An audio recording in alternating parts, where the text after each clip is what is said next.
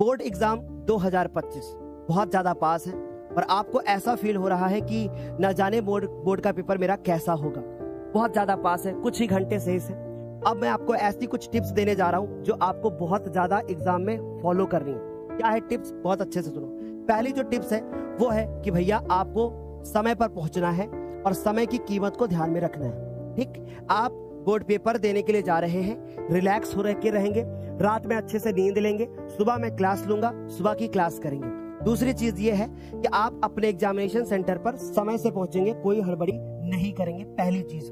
दूसरी चीज बहुत ध्यान से सुनिएगा, दूसरी चीज कि आपका पेपर जो है ना वो कैसा पेपर है, वो आपका गणित का पेपर है। और गणित का पेपर ऐसा पेपर होता है कि आप इसको एक दिन पढ़ करके शायद तैयार नहीं कर सकते, लेकिन आप एक दिन पढ़ करके पूरा निचोड़ एक बार रिवाइज कर सकते हो, जो कि मैं आप सभी को करा रहा हूँ। गणित के पेपर में बहुत बड़ी समस्या होती है दो चीजों की।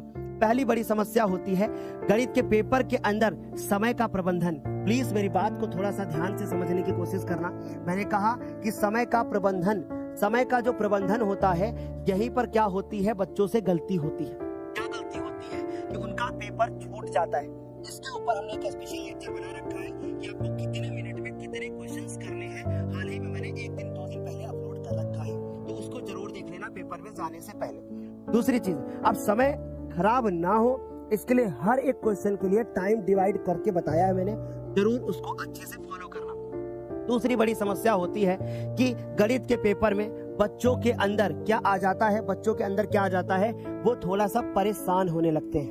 उनको ऐसा फील होता है कि भाई ऐसा ना हो कि मेरा पेपर छूट जाए, ऐसा ना हो कि मेरा पेपर छूट जाए। तो भाई याद रखना, तुमने साल भर मेहनत करा है ना, तो तुम्हारा पेपर छूटेगा नहीं। तुम एक एक क्वेश्चन करके आओगे और तुमने बहुत अच्छे से मेहनत करी, तो तुम्हें परेशान होने की बिल्कुल भी जरूरत नहीं है। ये बात याद रखना। तीसरी चीज जो आपको बोर्ड पेपर से पहले याद रखनी है वो मैं आपको बताता हूँ। तीसरी चीज जो आपको याद रखनी है वो याद रखनी है कि कोई भी प्रश्न छोड़ना नहीं है, यानी कि हर प्रश्न आपको हल करना है, कोई प्रश्न आपको छोड़ना नहीं है। हर आपको प्रश्न क्या करना है, अच्छे से करके आना है। ये आपको याद रखना है कि कोई प्रश्न छोड़ना नहीं है। अब मन में सवाल ये आता है कि सर ये बताइए कि सर पहले हमको शॉर्ट करना चाहिए या पहले हमको लॉन्ग करना चाहिए या पहले हमको OMR वाला करना चाहिए, हमको क्या करना चाहिए सर ये बता दो।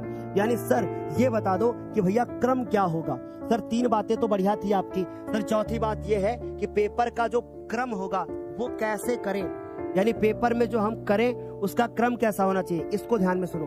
अगर हम पेपर के क्रम के बारे में बात करें तो भाई याद रखना, हमें पेपर के सीक्वेंस को फॉलो करना होगा।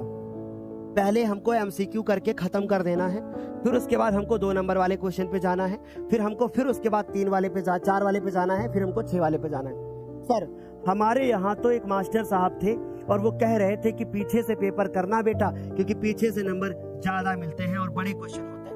बिल्कुल सही बात है उनकी, उन्होंने आपको सही सलाह दिया कि पीछे से पेपर करना। पर एक बात मेरी सलाह सुन लो, कभी कभी क्या होता है कि मान लीजिए पेपर को आप पीछे से करना शुरू करते हैं, जो कि प्रश्न होते हैं बड़े, और आपको पता है कि जो आपका 70 नंबर का रिटर्न पेपर होता है, उस 70 नंबर के रिटर्न पेपर में 32 नंबर के क्वेश्चन होते हैं छोटे और 38 नंबर के क्वेश्चन होते हैं बड़े।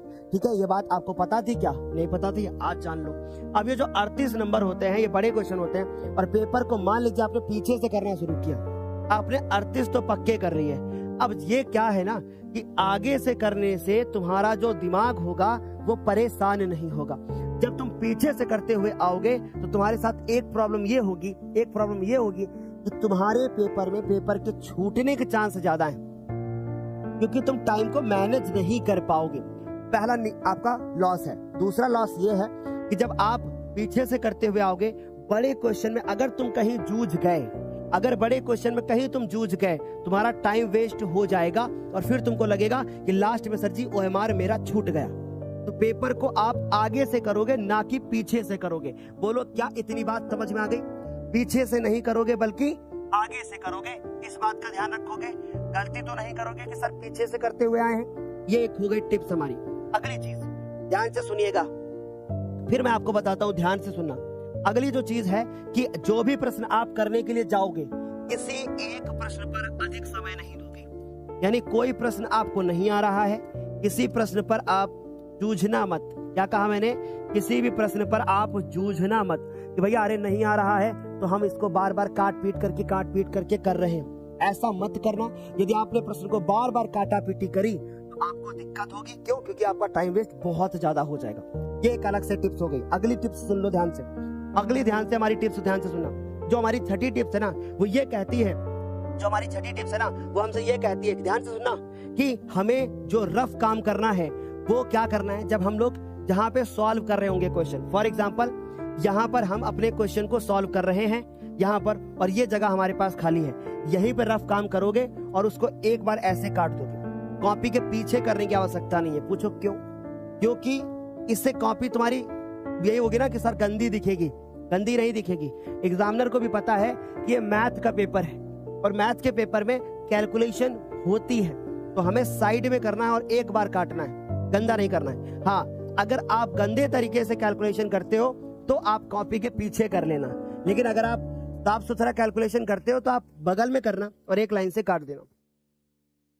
समझ में आई बात? ताकि उसको भी तो लगे ना कि भैया बच्चे ने मेहनत करी है। तो ये थी हमारी कुछ टिप्स जो हमने आप सभी को बताई।